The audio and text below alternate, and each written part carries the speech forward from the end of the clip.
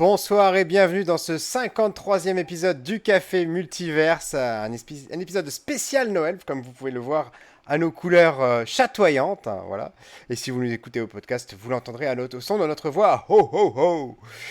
Oh, oh. On se retrouve cette semaine avec Greg Dyser, juste tous les deux, pas d'invité. Ça a été un petit peu compliqué juste avant les fêtes de trouver quelqu'un qui soit disponible un 23 décembre, on vous le cache pas, voilà.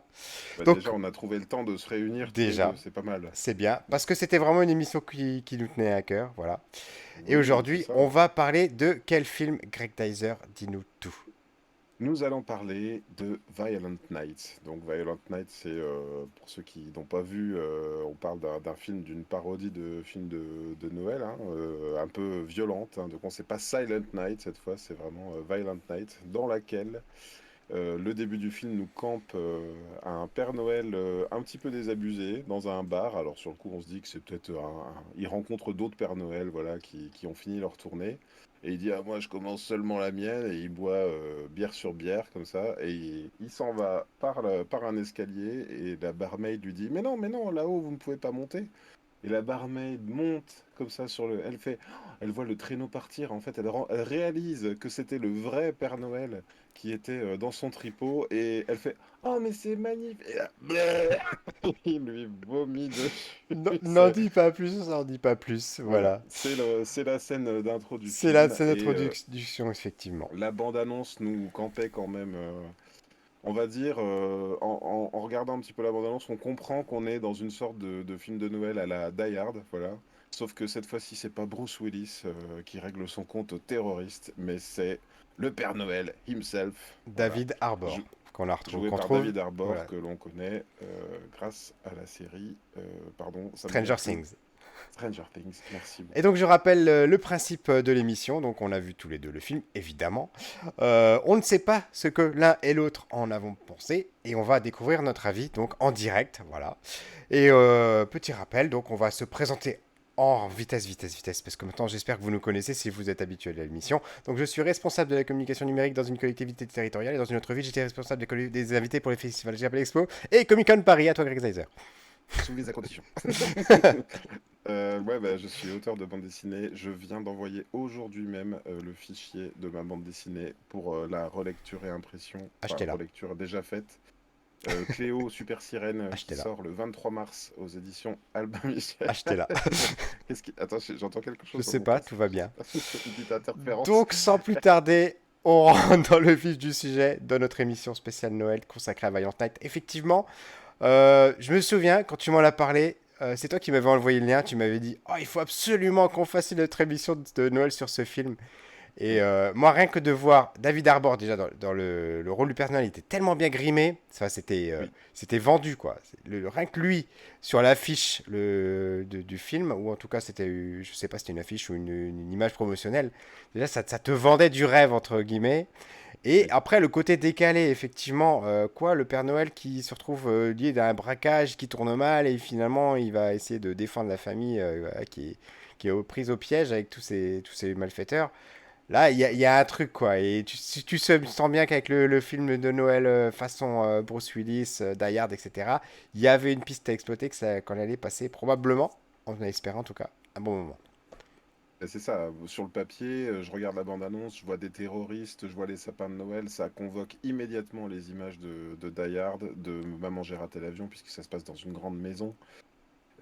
Et donc, sur le papier, on se dit, c'est un film que j'ai envie de voir, parce que on sent les références, et ça peut, tiens, je vais commencer par ça.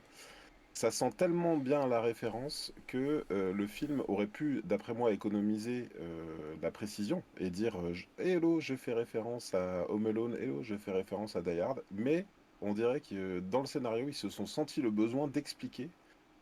Parce qu'à un moment donné, le Père Noël cherche dans sa hotte et il n'a pas besoin d'ouvrir les paquets pour savoir ce que c'est. Il fait Ah, un Blu-ray de Die Hard, ah,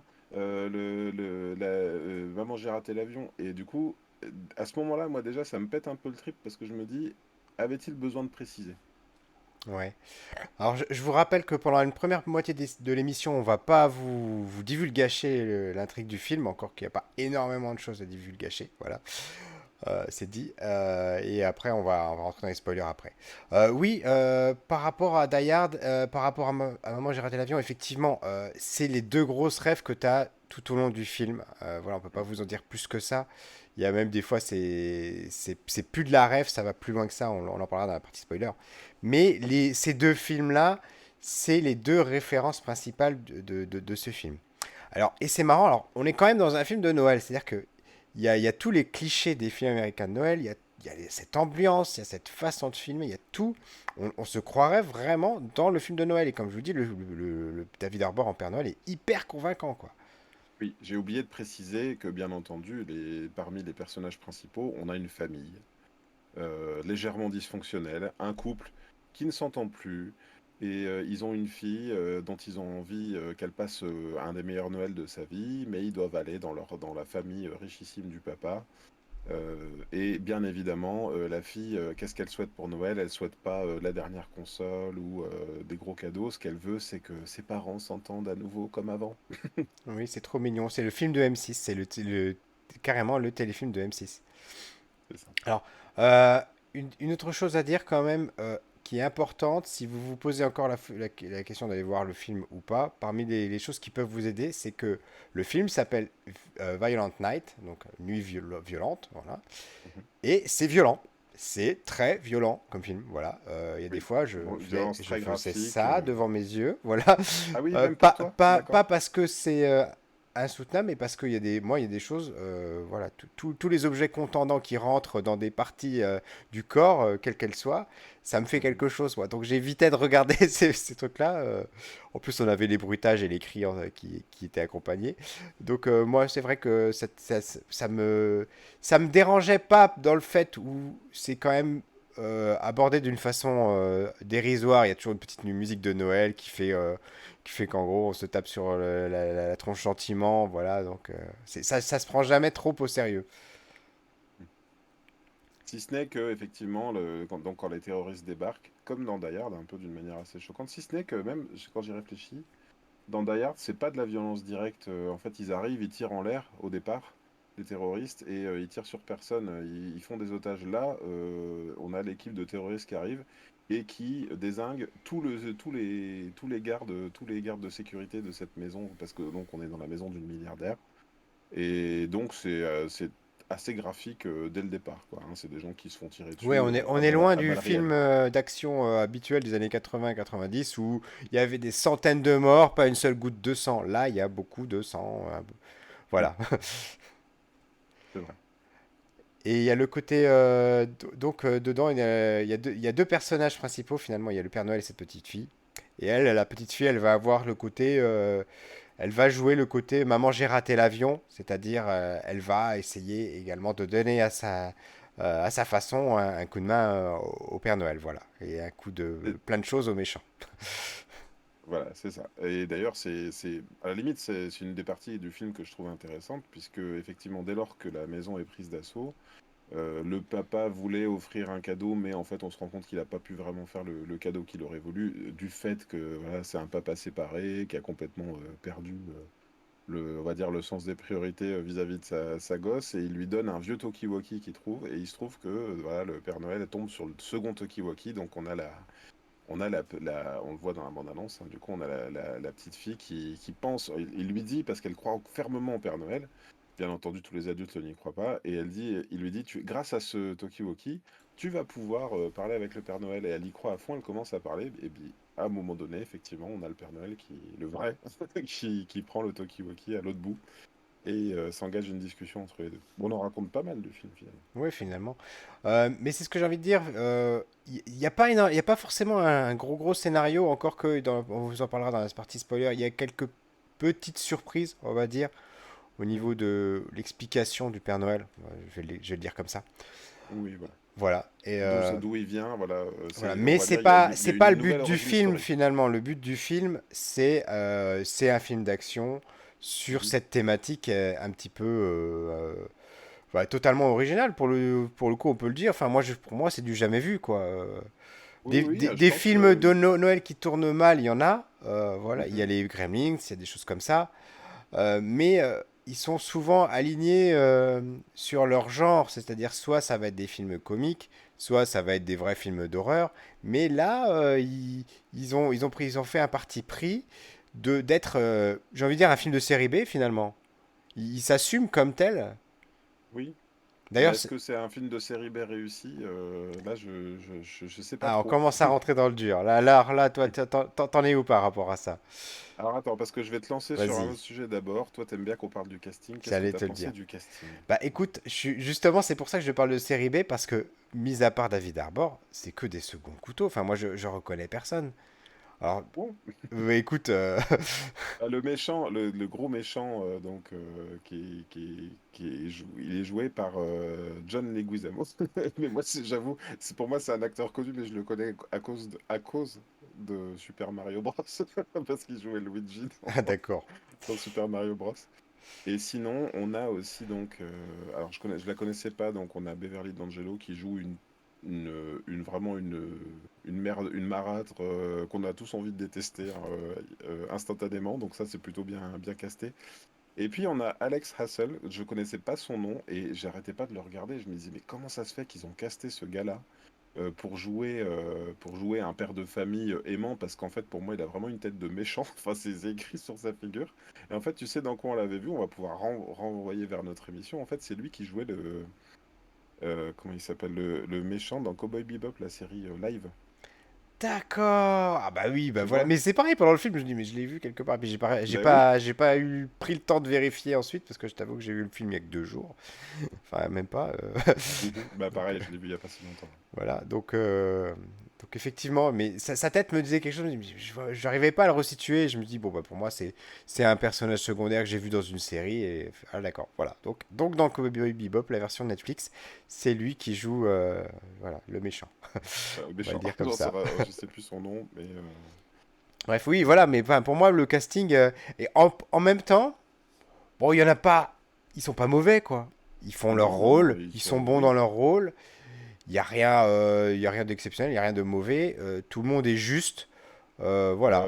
Après, Voilà, mais ils c'est vrai sont que ça reste justes. surprenant de se dire que le film, ils ont fait le pari de faire tenir ça finalement que sur David Arbor et sur le Père Noël et puis sur le pitch, quoi. Parce il y a personne pour vendre le film à part ça.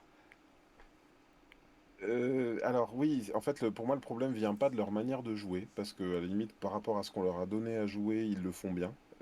Mais alors, il y a quand même des personnages ultra caricaturaux. Je pense à la tante, à son copain qui joue dans des films d'action et qui dit: «Ah non, mais moi, si j'avais été armé, je les aurais déjà tous tués». Enfin, vraiment, ces personnages sont ridicules Et toi, à la limite du tu l'as cartoon. mal pris, quoi. Enfin, tu l'as, ça t'a sorti du film ces personnages-là? Parce que moi, je les En ai fait, acceptés très rapidement comme étant ah oui. des caricatures. Finalement, je me suis dit, de toute façon, je vais voir un film de série B. Et voilà, j'ai tout pris de cette façon-là. Du coup, j'ai pas été, on va dire, déçu, tu vois, quelque part. Non, alors moi j'ai pas été déçu, mais tu sais, c'est un truc qui revient souvent finalement dans l'émission. Du moins que je dis souvent, c'est que j'ai pas envie de sauver grand monde dans ce film-là. D'habitude, si là on essaye de me raconter qu'il y a une famille à sauver dans cette grande maison familiale, je veux dire, ils se détestent tous tellement. Ils sont quand même assez mauvais les uns envers les autres, tu vois. Qu'est-ce qui reste comme bon sentiment sur ces personnages-là? Même eux sont des caricatures. Il y en a, ils sont tellement débiles, t'as pas envie de les sauver. Et il y en a qui sont tellement méchants que t'as pas envie de les sauver non plus. Du coup, c'est la motivation, si tu veux. Alors, Oh, ouais, ouais. les terroristes ont une motivation personnelle parce que voilà, ils s'attaquent à une fortune. Mais l'enjeu de sauver cette famille-là, pour moi, il est très faible, en fait. Oui, J'aurais et presque puis envie de il y dire, a, il y c'est a, bon, là. il y a pratiquement pas d'enjeu, parce qu'il y a même des faux enjeux, là, parce qu'à un moment donné, c'est on va sauver l'esprit de Noël, et après, je pense Mhm. qu'on en parlera dans la partie spoiler, mais enfin, ils essaient de redéfinir l'esprit de Noël à leur façon, quoi, qui est Oui, très, très, très personnel. Ils ont une lecture ben très oui, ben personnelle oui. de l'esprit de Noël. Voilà. Donc on a quand même la gosse, hein, effectivement, qu'on a envie de sauver. Alors je cherche son nom, je le retrouve pas. Je l'avais jamais vu avant. Mais voilà, à part elle, pour moi, enfin, globalement, les personnages sont détestables. Et même le Père Noël est quand même assez atypique. Donc lui, bon, il est intéressant, mais il joue pas réellement un rôle Si tu veux, c'est pas John McClane quand même. C'est Oui, bien pas, sûr. il joue un personnage qui ne fait pas partie de la famille, c'est compliqué, moi je trouve, Ce rentrer qui est dans l'émotion. dommage, moi je trouve, moi ce qui m'a le plus manqué dans ce film, et du coup je serai obligé de développer dans la partie spoiler, c'est que à un moment donné, il donne un petit peu plus d'éléments sur qui est ce Père Noël, d'où il vient, pourquoi il a ses pouvoirs, etc. Mhm. Mais ça s'arrête là, et c'est peut-être ça qui est dommage, c'est-à-dire que là, je pense qu'ils avaient un bon personnage. Euh, je crois que le film est vraiment passé à ça, à vraiment à pas grand-chose de devenir le Die Hard de notre époque. En tout cas, Mhm. dans un monument de la pop culture. Vraiment, Oui. on n'est pas loin du tout. Alors, est-ce que le méchant est peut-être pas encore assez charismatique? Tu vois, il manque un petit truc en plus. Des fois, il est tellement ridicule que... Oui. Voilà. Pareil, Euh, sa motivation, elle est ultra personnelle. C'est vraiment, c'est difficile on est censé ressentir un peu d'émotion vis-à-vis du méchant aussi. Tu vois, enfin, un méchant qui aurait vraiment vécu de grandes injustices, je sais pas, ou quelque chose. Mais là, c'est difficile, hein. Moi, j'ai du mal, hein. J'ai du mal En fait, j'ai pas ressenti grand-chose. Voilà. Ça peut être. Si je devais synthétiser déjà mon premier avis sans spoiler, je n'ai malheureusement pas ressenti grand-chose. euh, Ni j'ai été très grisé, ni je me suis vraiment inquiété pour personne. Voilà, quelque part, on n'arrête pas de parler de Die Hard, mais Die Hard, on a quand même envie qu'il la retrouve, ça, Oli, tu vois, on a envie qu'ils se réunissent à la fin. Et il faut qu'il abatte un gros groupe de terroristes pour retrouver sa femme. Là, il y a pas ça, il manque un enjeu, en fait. oui, oui, oui, bien sûr. Là, je te rejoins sur ce que tu dis et je serais moins dur dans le sens où j'ai envie de dire après, moi j'ai passé un bon moment en tant que divertissement, tu vois. Ouais. Mais pour autant, je sais pas si je recommanderais aux gens d'aller le voir au cinéma. Pour moi, c'est un film Mhm. de Netflix, tu vois. Mhm. C'est quelque chose qui aurait pu passer sur Netflix, voilà, à partir du 20 décembre, voilà, ce genre de choses. Mais est-ce qu'on va payer une place de cinéma pour aller voir ça? Là, je te rejoins, bon, peut-être pas. Je Mhm. pense que c'est un film à voir qui est intéressant en période de Noël. Alors, si vous regardez au mois de juin, je pense que vous passerez totalement à côté du film, vous ne serez pas dans l'ambiance, Ça dans n'a pas l'esprit, d'intérêt, oui. ça n'a pas d'intérêt. Si vous le regardez en famille, à 23, enfin, pas famille, je comprends, si vous avez des grands enfants, à Mhm. 22, 23 décembre, voilà, au coin du feu, pour regarder autre chose qui parle de Noël, là, Ouais. vous pouvez passer un moment agréable. Vous allez rigoler deux, trois fois, mais vous n'y retournerez pas. Et clairement, voilà, il y a pas de quoi retourner voir ce film en se disant ah, j'ai envie de revoir John McClane en train de ramper dans les couloirs du Nakatomi Plaza. Enfin, on n'en est Mhm. pas là. Et pourtant, comme je disais tout à l'heure, on est passé pas loin. Il manquait, il y avait des petits éléments à rajouter à droite à gauche qui auraient pu faire de ce film un meilleur film, je pense, un plus grand film. Je pense que il a pas su au scénario. Déjà, il y a un problème d'écriture, je pense vraiment. J'y reviendrai un peu plus dans la partie spoiler, mais il y a un gros problème d'écriture à un moment donné. Et puis, comme je disais en préambule, il n'est pas assez affranchi de ses modèles, en fait. Dans Home Alone, si tu veux, il y a Kevin qui regarde constamment des vieux films, mais j'ai appris récemment que les vieux films n'étaient pas des vrais vieux films, si tu veux. C'est des vieux films qu'ils ont tournés pour l'occasion, exprès, et justement, ils ne convoquaient pas des films spécifiques de gangsters, tu vois. Il n'a pas regardé Scarface, par exemple, il regardait Ouais. des faux films de gangsters. Et là, à deux reprises, donc, il sort le DVD. Ah, DVD de Die Hard. Bon, ça va pas m'aider. Ou bien la fille qui dit, ah, mais je peux faire des pièges comme dans Home Alone, comme dans Maman, j'ai raté l'avion. Ben oui, mais pourquoi tu le dis en fait? Pourquoi tu peux pas penser? Pourquoi t'es obligé de faire comme dans un film? Et du coup, bah, pour moi, le film, ça fait plus, tu vois, tu dis Netflix, ben moi ça fait plus fan film sur YouTube carrément, tu vois. C'est-à-dire que le truc convoque d'autres choses, il n'existe pas par lui-même. Et sans transition, on vous en dit plus tout de suite dans la partie spoiler.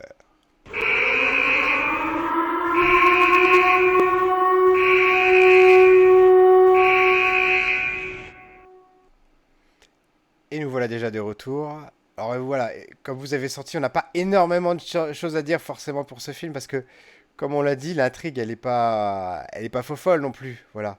Mais le Père Noël est un Viking quand même, voilà. Il faut Ouais, le c'est dire. ça. C'est pour ça que j'ai pris ma hache. Vous venez me voir Voilà, si vous êtes en podcast, vous voyez pas, sur. mais il a une hache vraiment très menaçante en plastique. Voilà. Je vais tuer les méchants. Voilà, en plus, il a pas de hache, il a un marteau. Voilà. Il a un marteau, voilà. Ah, un défonce-crâne. Je sais pas si tu l'as vu en VF ou en VO. Moi, je l'ai vu qu'en VF. Je Il n'y l'ai avait vu pas en de VO. VO. Je crois que ça s'appelle Skull Crusher. Skull Crusher, voilà. Bah, nous, c'est Ouais. défonce-crâne. Et tu disais tout à l'heure, tu parlais de la famille où on a vu envie de sauver personne, mais à la fin, je sais même pas si on a envie de sauver la petite fille parce qu'elle est devenue tellement, elle a pris tellement goût au sang que on se dit, mais est-ce qu'il y a quelqu'un encore qui mérite d'être sauvé dans cette famille au bout du compte? Ouais, c'est ça. Tout le monde est caricatural. La maman méchante et castratrice et ultra castratrice. L'acteur idiot arrive et se fait tuer en disant parce que les ça c'est quelque part c'est exactement comme dans 58 minutes pour vivre, tu sais, le deuxième Die Hard qui se passe où l'équipe de qui vient en renfort était en fait une Ouais, ouais, fausse je me équipe de souviens, ouais. renfort et qu'elle s'ajoute aux terroristes. Ce que je comprends tout à fait. Mais là, au moment où ils arrivent pour aider, il y a plus personne en fait. Normalement, tu vois, il y a juste un type comme ça qu'ils ont pas, ils ont pas réussi à comprendre. Tu vois, c'est pas non plus les autorités en face. Il y a un problème vraiment de rythme dans le film. Et enfin pour moi, à un moment donné, il y a les scénaristes ont écrit des répliques pour nous dire on n'a pas bien fait notre boulot. C'est que ils arrivent, ils ouvrent le coffre-fort, tu vois. Rappelle-toi quand même, même le coffre-fort dans Die Hard, c'était quand même une scène quelque chose, tu vois. Ils perçaient et machin. Donc là, c'est un truc, ils font une espèce de gros coffre-fort. Ils arrivent à l'ouvrir assez facilement. Oui, et en fait, Ils ouvrent, il le hack avec un ordinateur très facilement. voilà. Voilà, genre, c'est Il est bon, 15 minutes, vide. c'est fini. Oui. Le coffre-fort est vide. Et on le voit Et arriver à là, 10 km, quoi. bah, on le voit arriver à 10 kilomètres et là, ils se regardent tous comme ça et ils font ah, mais qui avait ouvert le coffre-fort avant tout le monde? Et là, il y a donc le personnage du papa, Jason Lightstone, qui dit ah, bah oui, ah bah, c'était moi, après tout, pourquoi pas? Bah Il dit oui, c'est vrai, pourquoi pourquoi pas? pas? Il dit non, mais non, ça avait rien à voir avec les terroristes, c'est une pure coïncidence que je l'ai fait juste avant en fait.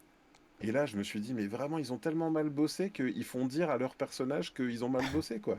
Et ça, quand même, pour moi, c'est difficilement acceptable. Et là, pour le coup, c'est le truc qui m'a définitivement sorti du film. Après, j'attendais plus que ça se termine. Enfin, je n'attendais plus que la fin, vraiment. Ouais, moi c'est pareil là.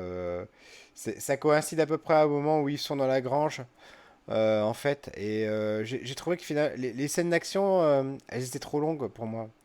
Hmm. On a bien compris ce qu'il voulait dire. On a bien compris que le Père Noël, il était badass, qu'il savait se battre, etc., qu'il pouvait tous les éclater. Mais il y a surtout la scène quand ils se battent juste à deux là avec l'étoile de Noël. Enfin, c'est long, c'est long.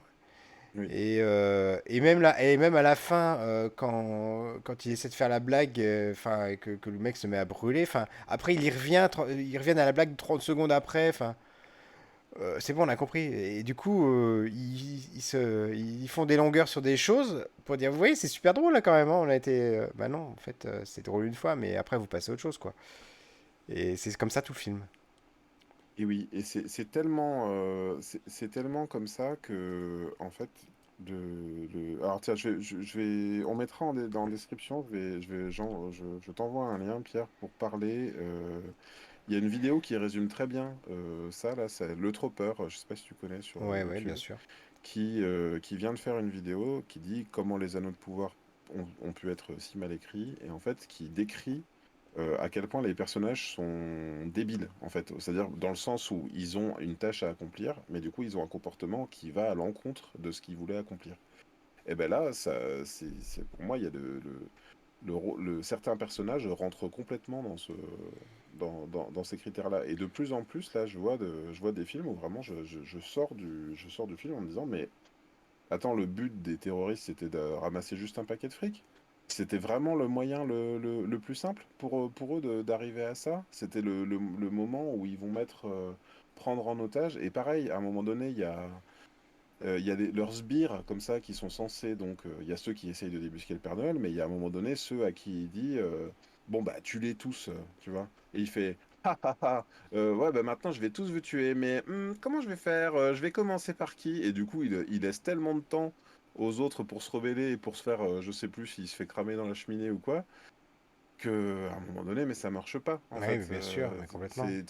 Si tu les dézingues, tu les dézingues. Il y a le moment où il les torture. Alors bien sûr, comme tu dis, on est passé à ça, mais sur toute la totalité du film, Mais c'est sur la ça qui est totalité du dommage, film, oui. pardon, on est passé à ça. Quand ils prennent le casse-noisette pour le torturer et lui casser un doigt, ben, je me dis, oui, c'est marrant de faire ça, mais la manière dont c'est exécuté dans le film, bah, ils lui font, ils lui cassent un doigt, et typiquement, il y en a un des films où c'est très gore comme ça, avec quelqu'un qui est sur une chaise, et l'ambiance est ultra pesante, et il lui coupe les doigts un par un, et c'est interminable, tu vois. Bah là, hop, cric crac croc, il lui casse un doigt, l'autre il fait, ah, on a même pas l'impression qu'il est vraiment mal.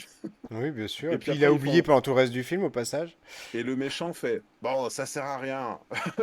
Bah oui, c'est sûr que si tu t'arrêtes après le premier doigt, Oui, non, ça mais sert c'est à vrai, rien. cette scène, elle est complètement inutile. Parce Voilà, que et soit tu fais donc, durer la scène, soit tu la fais, on va dire, drôle, en tournant un petit peu au ridicule des trucs, soit le casse-noisette, il va pas marcher. Enfin, il y a plein de façons. Mais là, en gros, il arrive, il lui casse vraiment le doigt. On le voit pas mhm. d'ailleurs. Et puis ça s'arrête là. Ah Ouais, si, ben, si, il dit qu'il va lui faire la même chose oui, avec après, les ils veulent, parties veulent passer aux génitales, parties voilà. génitales, Et mais c'est la fille qui se lève et qui s'oppose et qui dit, alors que tous les autres sont des raclures infinies, elle se lève, elle fait, non, vous faites pas de balle à mon père, ok, sinon le Père Noël va venir vous botter les fesses. Et je crois qu'elle s'échappe à ce moment-là. alors Enfin ça c'est bref, pareil, à un moment donné, enfin bon, la gamine elle a quoi pour toi dans ce film-là? Elle a 10 ans, 10 elle est ans, censée avoir voilà, 10 ans, 11 ans, c'est ouais, je ça. pense. Ouais. Enfin elle croit encore au Père Noël, alors je veux bien. L'acteur là aussi il croit encore au Père Noël. Ça D'ailleurs fait il y a une partie, je incohérence crois, parce de que l'histoire, c'est au que début il dit ça et puis de la scène d'après, enfin il y a une incohérence par rapport au fait qu'il dit qu'il croit encore au Père Noël. Puisque du coup il sait qu'on offre des cadeaux et voilà, bon bref. mais même là-dessus, c'est très étrange en fait, hein, parce que d'une certaine façon, plus personne ne croit au Père Noël dans la famille. Les terroristes, a fortiori, n'y croient pas. Et d'ailleurs, c'est ça tout le background scénaristique du méchant, c'est que lui, quand il était petit, eh ben, il n'a pas eu de Noël et que sa vie, elle a mal tourné parce qu'il a essayé d'aller voler des cadeaux chez le voisin. Alors, ça aurait pu être intéressant comme histoire, mais c'est juste, il le raconte tellement, il raconte toute son histoire en 2 minutes. Il dit, du coup, ben moi, depuis, ben, je crois plus au Père Noël, alors qu'il l'a en face de lui, ou je sais plus quoi. Oui, mais exactement, ça n'a pas de sens. C'est tellement mal amené, c'est tellement maladroit Ben, que je ça ne vais dire un provoque bête aucune truc. émotion. Tu peux même pas. Normalement, à ce moment-là, tu te dis, ah ouais, bah je comprends, je me mets à sa place et tout, le pauvre, machin. Tu devrais avoir de l'empathie pour lui là, il se passe rien, quoi. À côté de ça, on a le Père Noël, tu sais, qui ne parle plus à la Mère Noël, hein. Il y a un truc comme ça. C'est pareil, c'est dit au détour d'un dialogue. Et à la fin, la fille, elle lui souhaite d'avoir, comment dire, de se réconcilier avec la Mère Noël, etc. Tu vois. Ben, franchement, au même film, tu fais une scène au tout début du film, tu vois. Noël dans les années 80, où le petit Leguizamo, là, son Noël est complètement foiré, il termine en prison, parce que pendant ce temps-là, ce Père Noël-là qu'on connaît et qu'on verra dans le film, il s'est tellement peinté qu'il a pas distribué de cadeaux, ou je sais plus, tu vois. Mhm. On a un vrai background, c'est pas juste Mais bien des trucs sûr, dits au détour d'une phrase. Et oui. là, tu arrives à raconter quelque chose. Mais là, non, je trouve que Et, et on en vient aussi du coup au background de Père Noël sur les Vikings. Là, j'ai trouvé ça l'idée géniale. Et là, je me suis dit, oula, là, le film va peut-être partir dans une direction totalement inattendue, surprenante, intéressante, passionnante. Et puis finalement, non. Parce qu'on ne sait Non, pas d'où viennent ses pouvoirs, on ne sait pas pourquoi lui qui était un méchant, finalement, on lui a donné ces pouvoirs-là pour que... Et c'est ça qui est super dommage. On a créé un personnage qui avait tout pour être vraiment... Enfin, pour renouveler le modèle du personnage, enfin du Père Noël, pardon, et amener une histoire originale. Et là, bah non, c'est... On en reparle un petit peu, histoire de lui donner un marteau pour qu'il tape sur les gars, et puis c'est tout. Enfin, on oublie. ça. Et puis on rend super important une masse qui se trouvait là complètement par hasard aussi, mais qui se trouve sous un éclairage, alors que quelque part, s'il avait récupéré son vrai marteau au détour de l'histoire, en fait, hein, j'en sais rien. Oui, la famille qui est Voilà, c'est une famille riche, elle aurait pu collectionner des objets, des objets voilà, historiques, il aurait pu retomber sur sa masse par hasard. Il y avait plein de choses comme ça qui étaient. Ils devraient nous embaucher à Hollywood. il marche pas. Je sais pas. Après, voilà, on n'est pas. Sans doute qu'on dit des bêtises aussi et que ça casserait le rythme du film, mais voilà, globalement, il y a plein de trucs qui marchent pas. Pourtant, on sent quoi. La recette, d'après moi, la recette est bonne. Il pouvait faire un très bon film. Et oui, comme tu dis, j'aurais même pas envie de le revoir. Et il y a trop de soucis. Alors après, peut-être que nous, à force de voir plein de films, à force de les critiquer aussi, et puis moi qui suis, toi qui es dans la communication, moi qui suis auteur, on voit des choses que le public, j'allais dire moyen ou pas exercé, ne verrait pas. Mais je crois pas, en fait. Et ce qui est terrible, tu vois, c'est que quand je suis sorti du film, mes enfants me demandent toujours ce que je suis allé voir au cinéma. Alors des fois, je leur explique pas. Et là, mon fils de 10 ans, qui l'année dernière, quand il allait chez ses grands-parents, a dit: Ah, moi, je veux voir des films de guerre avec des gens qui se tirent dessus et tout. Donc on sent qu'il a une envie. Et mon père m'a appelé, il m'a dit: Tu crois que je peux lui montrer Piège de cristal? Et je lui dis: Bah, peut-être pas. Il a 10 ans. Donc on va peut-être attendre un petit peu, vu que là, il sort de Pokémon, quoi, ou de Dragon Ball. Donc on va y aller doucement. La Euh, transition, oui. et, et voilà, c'est ça. Et en fait, comment dire, malgré tout, en rentrant, je lui ai raconté le film. Parce que pour moi, le principe du film peut l'intéresser, je le sais, tu vois. Là, je lui dis, là, c'est un Père Noël avec. En fait, c'est le Père Noël qui se bat contre les terroristes. C'est-à-dire que je lui ai raconté ce que la bande-annonce avait promis. Oui. Voilà. Et parce que pour moi, ça reste valide, mais le film, son exécution, n'est pas très bonne. Voilà. Ouais, voilà, c'est ça. Écoute, je t'avoue, on est seulement à 32 minutes d'émission, mais je sais pas quoi rajouter. Tellement j'ai Oui, bah, on n'est l'impression peut-être qu'on pas a fait obligé le d'en tour de la rajouter mission. des Voilà. caisses, hein, puis Donc, on n'a pas de super invité cette semaine. non, en plus, Voilà, on est voilà, fatigué, c'est la fin c'est d'année, ça, exactement. on peut s'en Mais tenir ça là, nous hein. tenait vraiment à cœur de faire cette Mais émission oui, de Noël, vraiment, le 23 décembre pour vous offrir ça. C'est notre ouais, petit cadeau à mettre dans votre chaîne YouTube, enfin, dans votre YouTube, dans votre Facebook, dans votre podcast, n'importe où, et de voilà. passer cette fin d'année en notre Et compagnie. de mon côté, non sans une certaine émotion, parce que ça me fait réaliser parce que la dernière fois qu'on avait, alors je crois que c'était à peu près cette période-là, c'est au moment de Matrix. C'était pas sur Matrix qu'on avait mis les bonnets de Noël, mais voilà, on faisait déjà l'émission il y a un an. Ça fait, finalement, on n'a même pas fêté l'anniversaire. Ça fait plus d'un an qu'on fait cette émission et j'en Ouais. suis ravi. Et ça va continuer, rassurez-vous, on vous retrouvera en 2023. D'ailleurs, normalement, on vous retrouve entre Noël et Nouvel An, mais on vous en dit pas plus parce qu'on n'a pas encore la date de fixer, mais ça va J'ai vu le venir. film. Ça va Moi, j'ai venir. vu, Bah, donc il faut y aller. faut que je revoie Avatar 1 avant d'aller voir Avatar 2, mais je vais aller le voir également. Voilà, voilà. Je crois que tu peux aller voir le 2 directement, parce que le un convoque beaucoup de choses du premier. D'accord. Voilà. Mais comme tu veux. C'est... et Et, tu as vu, alors et au passage quand même, tu as vu l'épisode spécial Noël des Gardiens ou pas? Pas encore. alors, l'épisode spécial Noël des Gardiens de la Galaxie, non, pas encore, du coup. J'ai D'accord. beaucoup de retard, beaucoup de retard, beaucoup de Est-ce qu'on va retard. faire une émission dessus ou pas, tu penses? Bah écoute, en tout cas, on va passer déjà aux recommandations de la semaine D'accord, ok. et on verra On aurait après. pu teaser un petit peu, je veux dire, On en si avait jamais. déjà parlé maintenant. Je sais pas si j'ai peur que, comme tu as dit, c'est comme c'était un téléfilm qui dure 1 heure, est-ce qu'on tiendra plus de 20 minutes sur un téléfilm qui dure 1 heure? La question reste à poser. Les recommandations de la semaine, est-ce que tu as quelque chose à nous recommander, Greg? Je crois que tu en as une pendant que Oui, je j'en ai une, recherche la effectivement. mienne. J'ai partagé avec toi ce grand moment d'émotion puisqu'on peut retrouver enfin un concert d'un grand groupe japonais sur Amazon Prime Video. Il s'agit de Mhm. l'Arc-en-Ciel, le concert du 30e anniversaire. Il est disponible donc bah, en France, partout, partout dans le monde. Il est sorti, bah, il est sorti aujourd'hui, ce 23 décembre. Je l'ai regardé en toile de fond, en petits morceaux toute la journée. Et bah, j'ai pas été déçu, figure-toi, parce que j'avais vu pas mal de concerts de l'Arc-en-Ciel quand même. Et souvent en live, on peut être déçu par le chanteur parce que bon là, en plus, on sait que tout ce qui fume, etc. Donc voilà. Mais là, écoute, sa voix était pas au pâquerette. Il a tenu le truc. Il y avait des notes hautes, il les a pas toutes passées, mais la plupart, elles ont été réussies. Donc c'était un bon moment. Moi, j'ai trouvé très agréable. Après, c'est pas un énorme concert où tu sens le public qui vibre. Bon, tu vois qu'ils ont encore les masques, etc. Bon, le Japon, c'est encore un peu différent de la France et de l'Europe. Ils sont un petit peu en décalage Autant par que, rapport à alors moi, nous. j'ai regardé un morceau du concert, j'ai bien regardé 1 heure et demie facilement de la première partie. Il n'y a pas d'applaudissements parce qu'ils ont tous des sortes de crécelles lumineuses dans C'est les ça, mains. ouais. Et donc, ça donne une ambiance assez particulière. Et, et ils sont encore dans une période au Japon qui va se terminer seulement maintenant, là, où Ouais. ils n'ont pas le droit de chanter. En fait, ils n'ont pas le Ah, droit de chanter pendant les concerts à cause du Covid. Voilà. Donc il y d'accord. a Bah, c'est ça pas, aussi qui manque et c'est pas idiot. ça se sent quoi.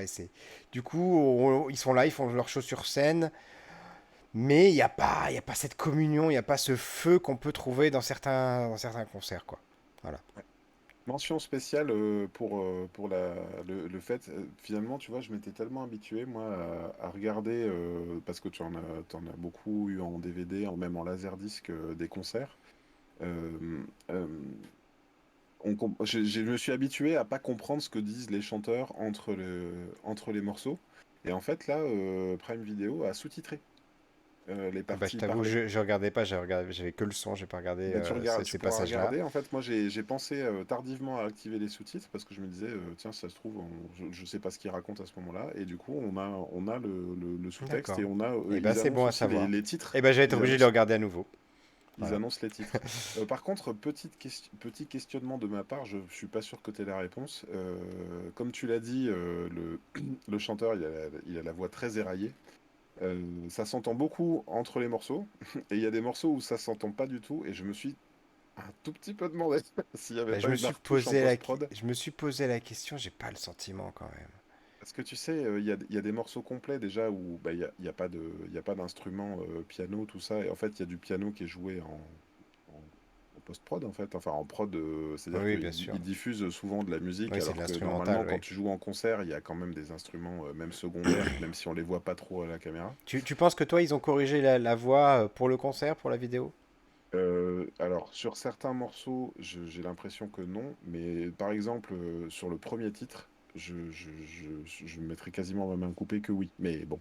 Parce qu'il y a des moments, en fait, où selon comment ils chantent, alors c'est vrai qu'il y a des chansons, ils les chantent un peu plus nerveusement que d'autres, mais par exemple, la toute première, je me suis dit, c'est bizarre quand même, parce que notamment, on entend, tu sais, on voit que il y a le bassiste qui fait des chœurs, tu sais, qui fait des voix, et en fait, le bassiste, on le voit en train de faire le contre-chant derrière, mais à l'oreille, il y a 3 ou 4 voix. Donc à un Hmm. moment donné, ça me semble, voilà, ça me Bah, semble étrange et on je sent sais qu'il y pas, a c'est de la peut-être que bande. tu la connais pas forcément assez, cette chanson aussi, c'est pour ça, la toute première. C'est une récente qui est Euh, sortie l'année dernière. Moi, je la connais pas mal, donc c'est pour ça que ça m'a pas choqué. Ah oui, Il me d'accord, semble que je la trouve suffisamment différente de la version single pour que, voilà, c'est pour me dire que d'accord. c'était vraiment chanté, en tout cas. Moi qui ai beaucoup vu, c'est marrant parce qu'on finalement on va parler longtemps de cette recommandation, mais moi qui ai beaucoup écouté M et beaucoup vu des concerts et beaucoup vu des concerts en DVD et écouté des concerts en disque, à un moment donné, lui, il parlait du fait que sa volonté, c'était de choisir les meilleurs enregistrements ou les meilleurs passages dans les concerts qu'il avait fait en France, et pas seulement un concert qui serait retransmis en direct, en intégralité, pardon, Mhm. pour aller chercher sa meilleure presta, mais pour ne rien retoucher. Apparemment, c'est pas rare quand même que sur des prestations live, le chant, il y ait des chants qui soient refaits. Voilà, enfin, je serais pas choqué si tu veux si c'était le cas, et Mhm. j'ai trouvé qu'à des moments, ça Disons me que semblait plutôt évident. ça me semble possible, mais Ouais. le fait se soit quand même ramassé sur quelques notes me laisse Oui. entendre dire que c'est pas le cas. D'ailleurs, même pour le guitariste, à un moment donné, il n'arrive pas à refaire un solo qu'il a écrit il y a 30 ans. Enfin, on sent qu'il a du mal. Il a passé deux trois notes, il les a sautées parce que c'était trop dur. Et voilà, mais c'était quand même un régal. Voilà, donc Ouais. l'arc-en-ciel à découvrir dans la description en lien. Si vous voulez voir un groupe japonais jouer devant 50 000 personnes, voilà, c'est l'occasion ou jamais. C'est ça. Et donc ma recommandation que j'ai retrouvée, ça fait quelques semaines que je regarde sur Netflix, avant que ça n'y soit plus, Final Space. Je Je sais pas si tu en as entendu parler ou pas. Non. C'est une série d'animation, on va dire, pour te donner un peu le style, c'est très cartoonesque à la Rick et Morty, tu vois, mais moins sale, on va dire, un peu plus propre, mais c'est quand même, ça ressemble à American Dad, un peu les personnages, tu vois, au Griffin. Euh, J'y serais pas du tout allé, d'ailleurs je l'avais en suggestion, jamais j'ai allumé le truc parce que ça m'intéressait pas, si ce n'est que dans le groupe enfin je suis dans un atelier virtuel, il y en a un vraiment qui le recommandait, et à chaque fois que quelqu'un le voyait, disait non mais t'as raison, c'est trop bien, je continue et tout. J'ai vu le premier épisode qui était pas évident, euh, parce que en fait le personnage est vraiment nul au début. On voit comment il est arrivé tout seul dans un vaisseau spatial. Il parle avec une intelligence artificielle et avec un robot qui arrête pas de le narguer. Comme il est prisonnier, il n'a pas le droit de manger des cookies. S'il mange un cookie, il prend des jours en plus de peine. Et ça, tu sens que ça fait 20 ans qu'il est là, si tu veux. Et il est un peu vraiment détestable au début. Et sauf que, en fait, le truc qui te donne vraiment le goût d'y rester, c'est que à chaque intro d'épisode, tu sais qu'il y a, je sais plus, 10 ou 12 épisodes dans la première saison. À chaque intro d'épisode, tu le vois errer dans l'espace tout seul dans une combinaison. Et l'IA dans la tête lui dit il reste 10 minutes d'oxygène, Gary. Euh, et donc au deuxième épisode, il reste 9 minutes d'oxygène, Gary. Et en fait, au fur et à mesure que la série avance, ce personnage qui était vraiment nul au début monte une équipe, si tu veux, réalise des missions dans l'espace alors qu'il est toujours censé être prisonnier dans un vaisseau, si tu veux. Et franchement, alors que Rick et Morty, c'est plutôt des épisodes singuliers, si tu veux, avec de temps en temps un tout petit fil conducteur, là, t'as vraiment une grosse épopée spatiale. Ça dure 3 saisons, et ce qui est terrible, en fait, c'est que la Warner, tu sais, ils sont en train de faire, on pourrait presque en parler à un moment donné dans l'émission, mais la Warner, ils sont en train de faire table rase de plein de projets. Il y a Oui, des oui. films, des séries qui disparaissent et tout. Et la Warner a décidé de cesser de distribuer cette série précisément. Sauf que ils vont arrêter de la distribuer et du coup, elle ne sera plus disponible. Ah, Jamais. ah. Le créateur, apparemment, il a l'air dépité de cette décision parce que il n'aura plus les droits, mais par contre, elle sera plus exploitée. Et comme elle n'est pas sortie en DVD, Ça, elle c'est sera terrible. introuvable. Ça, c'est terrible. Pour moi, c'est Et pareil que de voir Léonard de Vinci détruire la Joconde. Enfin, pour moi, c'est du même ordre, tu vois, ce genre de ben, choses. c'est ça. C'est terrible. Mais voilà, pour le moment, c'est sur Netflix. Final D'accord. Space. Final Space, très bien, c'est dans les recommandations. Bah écoute, mon Greg, je te remercie d'avoir passé cette émission en ma compagnie à nouveau. Comme on Ben, le moi fait depuis, aussi, depuis merci. plus, presque un an et demi désormais. Voilà, 53 épisodes, ça se fait. Et on vous donne rendez-vous la semaine prochaine pour le 54e. On ne sait pas encore quand. Restez connectés, abonnez-vous, comme ça vous le saurez. Voilà. Si vous ne nous Mhm. voyez pas en direct, vous aurez de toute façon la rediffusion en vidéo ou en podcast. Et on vous parlera donc de Avatar 2. Voilà. Et qui n'a rien à voir avec le dernier maître de l'air.